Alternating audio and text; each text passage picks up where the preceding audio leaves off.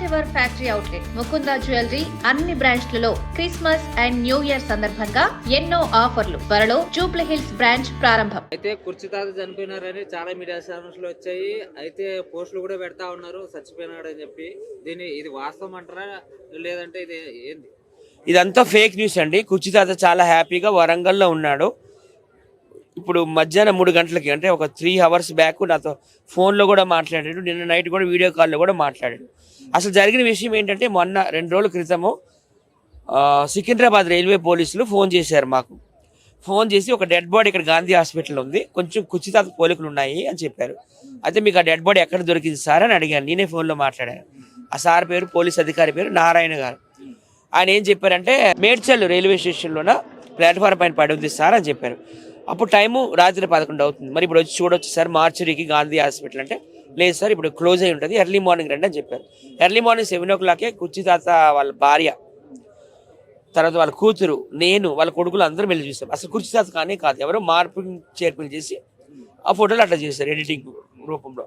కొంతమంది యూట్యూబ్ ఛానల్లో కుర్చీ తాత ఫోటోలు పెట్టి చనిపోయాడు, గాంధీ హాస్పిటల్లో డెడ్ బాడీ ఉంది, కనీసం బయటికి తీసుకెళ్ళడానికి కూడా డబ్బులు లేవు, అంత్యక్రియలు కూడా చేయడానికి డబ్బులు లేవని ఫోన్పే నెంబర్లు, ఫోన్పే స్కానర్లు పెడుతున్నారు. ఇది ఎంతవరకు కరెక్ట్? కుర్చీ తాత అంటే చాలా పెద్ద సెలబ్రిటీ, మీ అందరూ తెలుసు. మహేష్ బాబు లాంటి సూపర్ స్టారే ఆయన డైలాగ్ వాడుకున్నాడంటే కుర్చీ తాతకి ఎంత ఫ్యాన్ ఫాలోయింగ్ ఉండొచ్చు. ఆంధ్రాలో, తెలంగాణలో, రాయలసీమలో, కర్ణాటకలో అంత లెక్క ఉన్నారు. అభిమానులే చూసుకుంటారు, ఎందుకంటే అభిమానులకు ఎంతో ఇష్టం కాబట్టి. ఈ ఫేక్ న్యూస్ ఎవరైతే క్రియేట్ చేశారో వాళ్ళందరూ కూడా రిపోర్ట్లు కొట్టండి, మీ అభిమానులు అంతా కూడా. ఆ ఛానల్ అయితే లేపియండి అని నేనైతే కోరుకుంటున్నాను. ఆయన అయితే క్షేమంగానే ఉన్నారు. నేను ఇప్పుడే 3 గంటలకు మాట్లాడాను. వరంగల్లో ఉన్నారు. ఆయనకు వీడియోస్ కూడా వైరల్ అవుతున్నాయి కదా. అక్కడ ఉన్న వాళ్ళు వీడియోస్ అన్ని చేపించారు. నేను బతికే ఉన్నాను, నన్ను చంపడం ఏంటి, నేనే ఎంతమందిని చంపొచ్చాను, నన్ను చంపే ధైర్యం ఎవడకు రాని వీడియోలు కూడా చేసి పెట్టారు. అందరూ కూడా ఇది గ్రహించాలి. ఎందుకంటే కొంతమంది ఫ్యామిలీ మెంబర్స్ హార్ట్లు కూడా చాలా వీక్గా ఉంటాయి. ఇలాంటి వార్తలు విన్నాక కోమాలోకి వెళ్ళిపోవడం కానీ, చనిపోవడం కానీ జరుగుతుంది. సో కుర్చీ తాత వైఫ్ హార్ట్ కొంచెం గట్టిది కాబట్టి నిలబడింది, లేకపోతే పరిస్థితి ఏంటి? సో బతికుని మనుషులు ఎందుకు చంపుతున్నారని నేను అడుగుతున్నాను. ఇప్పుడు సెలబ్రిటీ హోదా వచ్చిన ఆయన ఎందుకు రోడ్ల మీద తిరుగుతున్నాడు అని చెప్పి చాలా మంది అనుకుంటున్నారు. ఆయన అవ్వచ్చు, రాకేష్ మాస్టర్ అవ్వచ్చు, లేకపోతే అగ్గిపెట్టి మర్చి కావచ్చు, వీళ్ళ ముగ్గురు కూడాను మందుకి బానిస. మనం చెప్పినట్టు వీళ్ళు వినరు. మనం ఎంత చెప్పినా కూడా వేస్టే. ఆయన్ని మార్చాలని ఎంతో చూసాం మేమంతా, మా టీం అంతా. మళ్ళీ ఆయన నాకు ఇదే ఇష్టం సత్యాన్ని వెళ్ళిపోయారు. ఆ మధ్యలో మాకు చెట్టుపట్లు అయ్యే మీకు కూడా తెలుసు.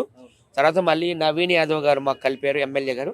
సత్య చాలా మంచి వ్యక్తి, ఆయనతో పాటు నువ్వు ఉండంటే ఆయన నిన్ను కలిపి క్యాంపెయినింగ్ చేయడం జరిగింది. నవీన్ యాదవ్ గారు కూడా జూబ్లీహిల్స్లో ఉప ఎన్నికలో 25,000 ఓట్ల మెజార్టీతో గెలిచారు. ఇప్పుడు అంతా బాగానే ఉంది, ఫ్రెండ్లీగానే ఉన్నాం. కాకపోతే ఆయన వరంగల్లో కొంచెం బెగ్గింగ్ చేసుకుంటున్నారు. ఆయన అక్కడే ఉన్నాడు. దయచేసి బతికున్న వ్యక్తులు చనిపోయినట్టు చిత్రీకరించి వీడియోలు పెట్టకండి. మీ వ్యూస్ కోసం, మీ ఛానల్ వైరల్ అవ్వాలని, లేకపోతే డబ్బులు కావాలని అలా చేయకండి దయచేసి. ఆయన అయితే క్షేమంగా ఉన్నాడు. వాళ్ళ ఫ్యామిలీ అంటే ఆ క్షణం చేసుకున్నప్పుడు వాళ్ళ ఫ్యామిలీ ఎలా రియాక్ట్ అయ్యారు? వాళ్ళ ఫ్యామిలీ చాలా బాధపడుతున్నారు, ఏడుస్తున్నారు అనమాట. అప్పుడు నేను చెప్పాను, మీ ఇలా ఫేక్గా వీడియోలు పెడుతున్నారు, మీరు కొంచెం మీడియా ముందుకు వచ్చి మాట్లాడితే, నేను మాట్లాడేది వేరు కదా, మీరు మాట్లాడాలి, ఒక భార్య, ఒక కూతురు, కొడుకు మాట్లాడాలి అని చెప్పి నేను కొన్ని ఛానల్ తీసుకెళ్ళడం జరిగింది. ఆర్టీవీని, బిగ్ టీవీని, హిట్ టీవీని, ఒక 4-5 ఛానల్కి తీసుకెళ్ళాను. తెలుగు, వెలుగు ఇవన్నీ కూడా. ఆ జర్నలిస్టులు అందరితో వాళ్ళు మాట్లాడారు, వాళ్ళ సమస్యలని చెప్పుకున్నారు. వాళ్ళైతే పోలీస్ కంప్లైంట్ ఇస్తా అంటున్నారు. ఎవరైతే ఇట్లా ఫేక్ న్యూస్లు క్రియేట్ చేస్తున్నారో వాళ్ళు పట్టుకొని మేమైతే పోలీస్ కంప్లైంట్ ఇస్తాము, కాకపోతే ముందు మా డాడీని తీసుకురావాలని చెప్పి ఇప్పుడు వాళ్ళు బయలుదేరి వెళ్ళడం జరిగింది. పాప వాళ్ళ ఇంట్లో ఏం సరుకులు లేకపోతే నేను అన్ని కొని ఇచ్చాను. రైసు, అలాగే చపాతీ పిండి, కుకింగ్ ఆయిల్, పికిల్స్, ఏమేమి లేవో అన్నీ కొని ఇచ్చాను. అలాగే వాళ్ళకి వెళ్ళడానికి డబ్బులు కూడా లేవంటే డబ్బులు కూడా నేను కొంచెం ఇచ్చాను. వెళ్ళారు ఇప్పుడు మరి వెళ్ళి తీసుకురావడానికి. వాళ్ళు వెళ్ళిన టైంకి ఆయన ఎక్కడా ఉండడు.